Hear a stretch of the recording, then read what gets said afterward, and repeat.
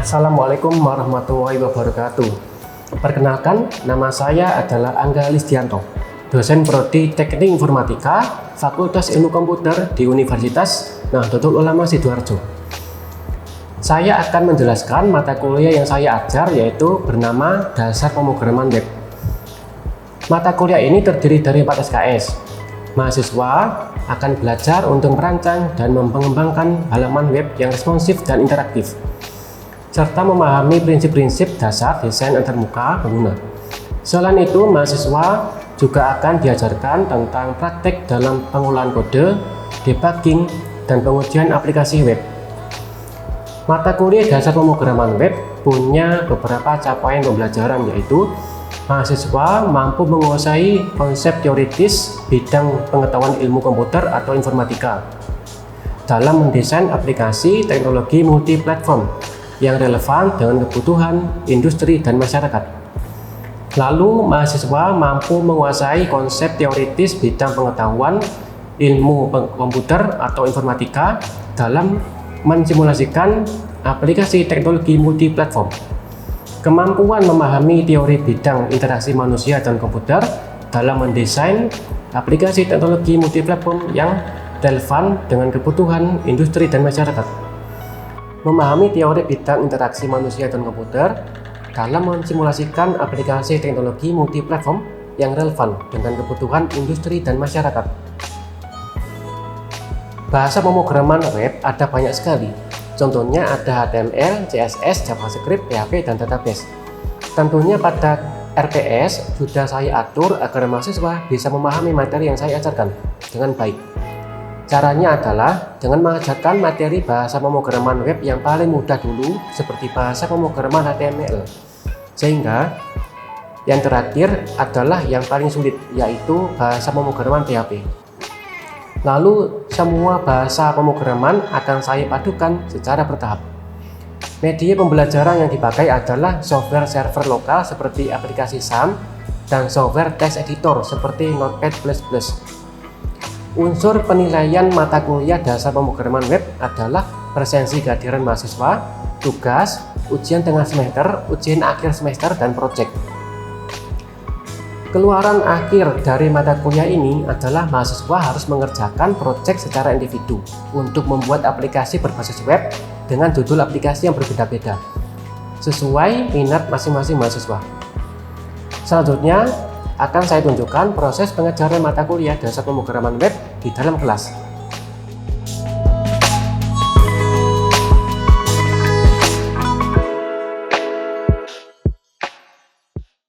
Assalamualaikum warahmatullahi wabarakatuh. Waalaikumsalam warahmatullahi wabarakatuh. Selamat malam, bagaimana kabarnya? Apakah sehat semua? Alhamdulillah, sehat Pak Angga. Alhamdulillah.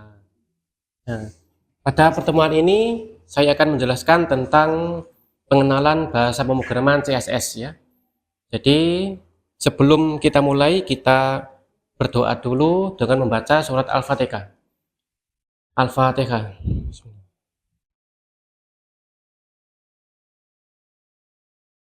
Selesai. Nah, jadi untuk presensi silakan diisi ya di e-learning ya, Unusida. Kemudian kemarin itu kan kita sudah ujian UTS. Sebelum itu kita semua sudah belajar tentang HTML ya. Masih ingat apa itu HTML? Masih ingat Pak Angga? Masih ingat ya.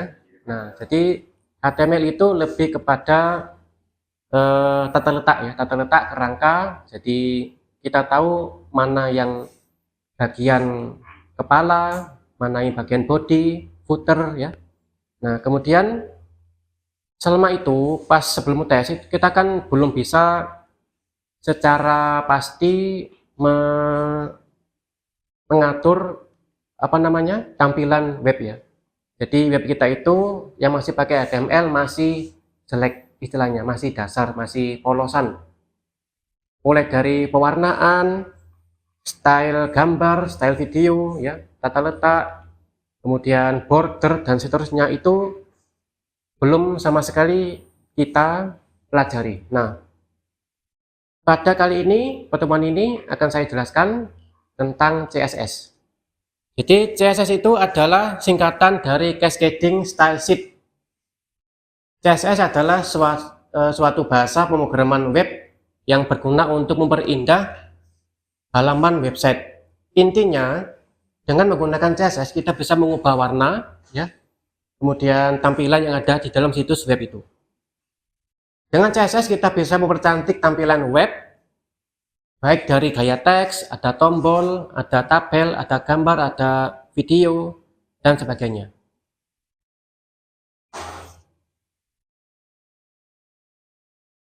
Nah, sebelum saya lanjut, saya ingin bertanya dulu kepada kalian semua. Kira-kira apa saja contoh nama website yang menggunakan bahasa pemrograman CSS? Apa saja? Ya? Google. Google, terus apa lagi? Facebook, Pak. Facebook, terus apa lagi? YouTube, ya. Twitter, ya. Terus apa lagi? Oh, website Unusida. Oh ya. Website kita Unusida, ya. Kemudian ada YouTube, ada Twitter dan sebagainya. Itu semuanya sudah pasti pakai CSS. Tidak mungkin tidak. Kenapa? Karena mereka semua websitenya sudah pasti diakses oleh banyak orang. Pasti akan sangat mengganggu sekali jika suatu web, terutama sosial media seperti Facebook, Twitter, itu tanpa CSS. Pasti akan sangat membosankan. Kemudian saya mau tanya lagi. Apakah kira-kira ada website yang tidak memakai CSS? Tidak ada, Pak Angga. Ada. Jawaban itu adalah kurang tepat, ya. Kenapa? Karena CSS itu tidak berfungsi untuk jalannya website. Jadi CSS itu hanya berfungsi kepada tampilan saja. Tanpa CSS, website itu bisa jalan. Contohnya, pernah dengar dark web? Website yang dirahasiakan? Pernah, Pak Angga. Pernah. Jadi website itu biasanya tanpa domain, ya. Tidak ada domain, tidak ada tidak akan tampil di dalam Google, tidak akan tampil di search engine manapun. Kenapa? Karena bersifat rahasia. Nah, website yang seperti ini biasanya itu tidak butuh tampilan yang bagus sama sekali, tidak butuh. Yang penting di dalamnya sudah tersimpan data file-file yang penting dirahasiakan. Terutama file-file yang nyeleneh-nyeleneh, ya. File-file yang rahasia itu biasanya tampilannya hanya putih-putih dan isinya cuma teks, link, cuma itu saja, ya. Nah, sekarang saya mau tanya lagi. Apakah semua website harus berpenampilan bagus? Iya, Pak Angga. Betul, ya. Tapi lebih tepatnya sesuai dengan situasi dan kondisi. Misal satu, jika website itu merupakan search engine seperti Google, ya, Yahoo.com dan sebagainya, kemudian ada aplikasi bank, ya, aplikasi bank, aplikasi kasir, kemudian aplikasi yang pokoknya butuh penglihatan yang butuh dilihat secara santai. Jadi tampilan-tampilan website yang full dengan warna, full konten, ada gambarnya, ada video dan sebagainya, itu malah cepat melelahkan kita. Jadi makanya kalau sampean pernah membuat buku rekening di bank, ya, dan pernah melihat aplikasi kasir di minimarket atau di Ramayana atau sebagainya, itu biasanya pasti punya tampilan GUI aplikasi yang benar-benar jelek, bisa dikatakan jelek, ya, bahasa kasarnya. Tetapi itu semuanya berfungsi utamanya adalah agar suatu website atau aplikasi cepat dibuka, cepat diakses. Kenapa? Karena dengan semakin banyaknya ada warna, ada gambar, ada konten seperti gambar, video dan sebagainya, maka akan memperlemah jaringan internet. Karena apa? Karena alurnya itu adalah website, ya, kan diakses oleh browser. Nah, website itu nanti akan mengirimkan banyak sekali konten. ada CSS, HTML, ada gambar, ada video. Nah, ini harus proses download dulu. Lewat proses download, pakai bandwidth ya. Nah, ini nanti akan memperlama apa namanya? Download. Dan nanti baru setelah semuanya selesai di-download di dalam komputer, maka nanti website apa namanya browser baru bisa menampilkan konten itu. Jadi nanti akan sangat lemah sekali. Kemudian ini adalah contoh kode pemrograman CSS paling dasar ya. Pertama ada tag style. Tag style, kemudian spasi, tipe, sama dengan dalam tanda kutip teks garis miring CSS. Ini adalah tag HTML ya, khusus untuk pemberian kode style, kode CSS. Kemudian di dalam tag style baru nanti ada yang namanya tag HTML yaitu B. Kemudian dalam tanda kurung kurawal kita ketikkan color titik 2 red.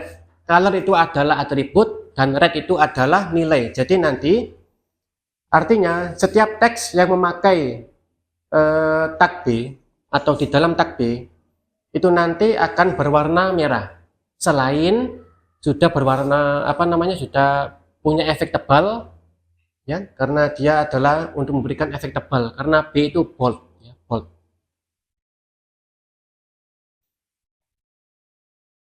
Ketentuan dasar CSS, setiap style rule atau peraturan perintah CSS terdiri dari dua elemen ya. Pertama selector, kedua declaration. Selector biasanya adalah tag HTML ya. Dalam hal ini adalah tag B tadi, bold itu. Sementara declaration adalah satu atau beberapa ya perintah atau nilai dari CSS yang menunjukkan tipe bentuk yang diaplikasikan pada selektor, seperti ada color ya, ada width dan macam-macam itu. Deklarasi ini biasanya ditandai dengan kurung kurawal. Jadi setiap deklarasi CSS itu selalu ada kurung kurawal. Dan jangan lupa ditutup juga ya. Kemudian nilai CSS yang berbeda dipisah dengan titik koma ya, titik koma. Itu wajib. Kalau tanpa titik koma nanti bisa tidak jalan. Contoh kode CSS ya. Jadi seperti tadi, kalau tadi kan cuma color titik 2 red saja. Kalau sekarang sudah diberikan titik koma dan ada 3 ya, total ada 3 atribut, ada color, ada text decoration, ada font family. Text decoration nanti akan memberikan efek underline yaitu garis bawah. Kemudian font family, Arial nanti bentuk dari font itu nanti berbentuk seperti Arial. Dan nanti ditutup ya, ditutup dengan tutup kurung kurawal. Kalau ada tutup kurung kurawal sudah pasti ada pembukanya atau sebaliknya. Kemudian jenis penempatan CSS ada 3 ya. Pertama yaitu ditaruh di dalam tag HTML langsung di dalam tag HTML. Contohnya ada tag P. P apa? Masih ingat? P, tag P adalah paragraf. Ya betul. Jadi suatu paragraf kita berikan style yaitu atributnya adalah text align. Titik 2 center, maksudnya adalah dia nanti paragrafnya isi teksnya adalah rata tengah ya. Jadi kemudian titik koma, font weight, titik 2 bold. Ada yang tahu font weight itu apa? Masih ingat? Font weight adalah efek tebal. Tebal. Efek tebal, titik 2 adalah tebal, bold. Kemudian cara kedua adalah dalam file HTML. Jadi nanti kalau sampean masih ingat ya, pas kemarin pas UTS itu kan sampean ada tugas project HTML. Nah, di dalam HTML itu kan ada yang namanya tag head. Nah, di dalam tag head itu anggap saja ini adalah tag head ya. Nah, di dalam tag head ini kita masukkan kode CSS. Nah, caranya kita masukkan juga tag style. Tag style. Nah, di dalam tag style itu baru kita isikan coding-coding CSS itu. Ya, jangan di luar tag head, jangan. Wajib di dalam tag head ya. Juga jangan di dalam tag body atau di luar itu, jangan.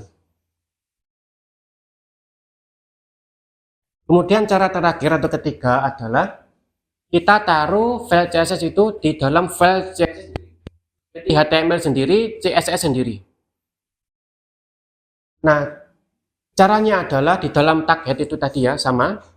Di dalam tag head kita masukkan yang namanya tag link. Ya, tag link seperti ini.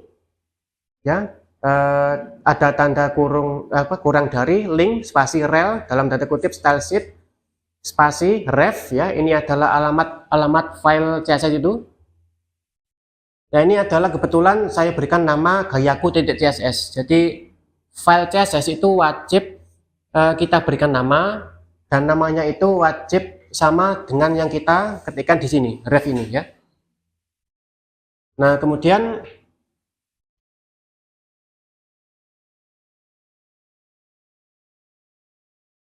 di dalam CSS kita bisa membuat kelas ya.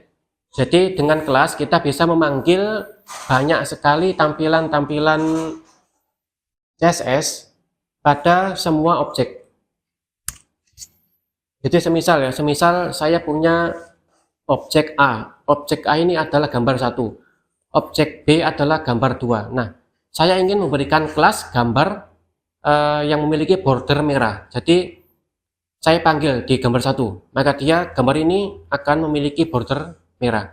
Kemudian di gambar B, maka nanti gambar B ini juga sama akan memiliki border merah.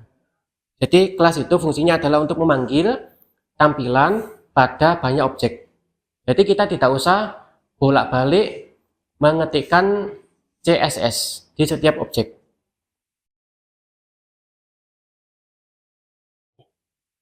Contoh pembuatan kelas CSS ya. Saya berikan nama judul artikel. Jadi saya ingin membuat style tulisan. Jadi kalau sampean pernah lihat di portal berita ya, portal berita atau artikel atau pengumuman di dalam web Unusida, itu kan diawali dengan judul dulu. Judul, bawahnya baru ada teks ya, teks artikel. Nah, judul ini kita biasanya melihat itu pasti besar, kemudian ada efek tebal, dan ada warna. Nah, ini kira-kira seperti itu. Jadi saya membuat kelas namanya adalah judul artikel ya. Kalau dua kata usahakan bisa menggunakan underscore ya, jangan pakai spasi, tidak boleh. Kemudian diawali dengan tanda titik ya, tanda titik dulu, kemudian baru namanya tanpa spasi, baru kemudian di dalam kurung kerawal ya. Kita berikan atribut font size. Jadi ukuran hurufnya adalah 20 pixel karena dia harus besar ya. Kemudian titik koma font weight artinya dia adalah tebal karena bold ya. Kemudian atribut color warna huruf adalah dark green. Dark green adalah hijau gelap. Nah, kelas ini nanti akan diterapkan pada teks dalam halaman website yang menjadi judul artikel atau judul konten. Efeknya adalah teksnya membesar seukuran 20 pixel, hurufnya tebal dan warnanya hijau gelap. Nah, cara pakainya adalah di bawah ini ya, ada contohnya. Misal di sini ada text pen spasi class ya. Kita masukkan nama kelasnya harus sama ya, tidak boleh berbeda. Judul garis bawah artikel dan dikutip ya di dalam tanda kutip. Ini adalah judul artikel, maka dia nanti tulisannya adalah besar, tebal, dan berwarna hijau gelap. Nah, di sini tidak usah diberikan titik lagi, tidak usah.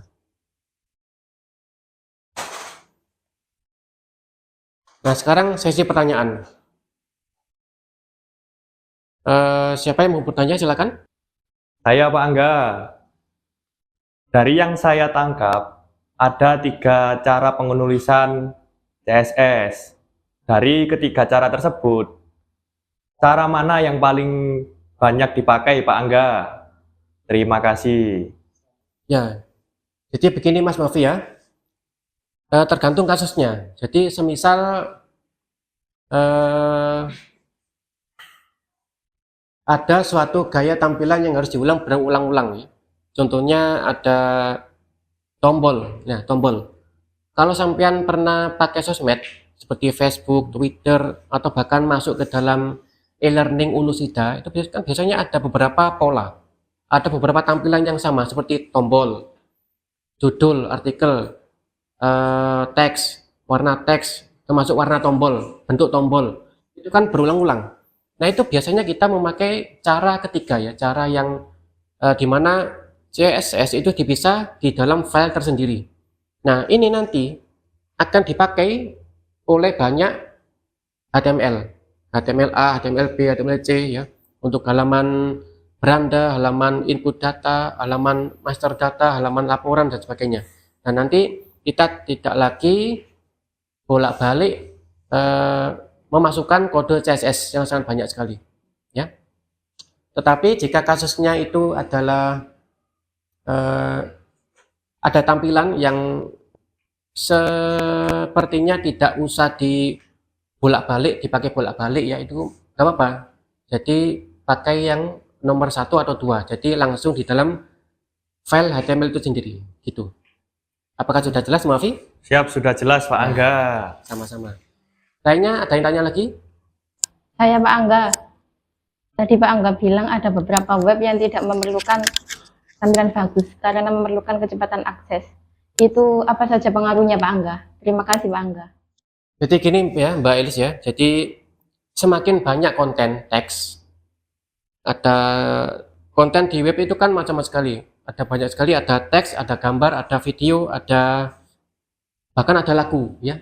Kalau sampean pernah mampir ke Spotify ya, nah itu lagu, suara, video ada YouTube, gambar ada Instagram, bahkan Facebook itu campur-campur, ada video, gambar, teks, macam-macam sekali. Nah kemudian apakah pengaruh Pak di dalam kecepatan akses? Iya, sangat pengaruh. Jadi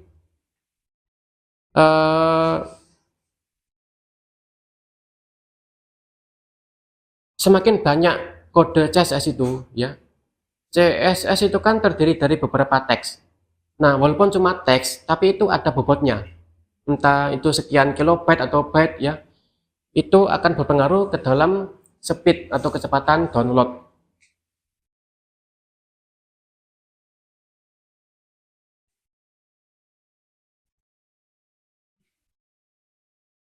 Nah apalagi ada yang namanya konten gambar ya. Konten gambar zaman sekarang smartphone itu bisa menghasilkan berapa megapiksel kalau ada yang tahu? Apakah ada yang punya HP baru? Mas ya, HP lama. HP lama masih besar. Nah, itu berapa kilobyte itu? Berapa megabyte itu?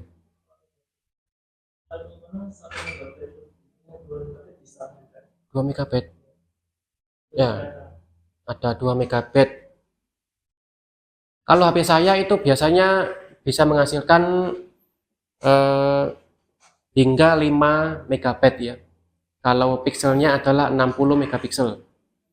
Nah itu saja kalau sudah masuk ke Instagram, ke Facebook itu sangat lama sekali proses upload dan download. Kemudian belum lagi video ya, video ada YouTube ya dan sebagainya itu. Makanya ada yang namanya proses buffering.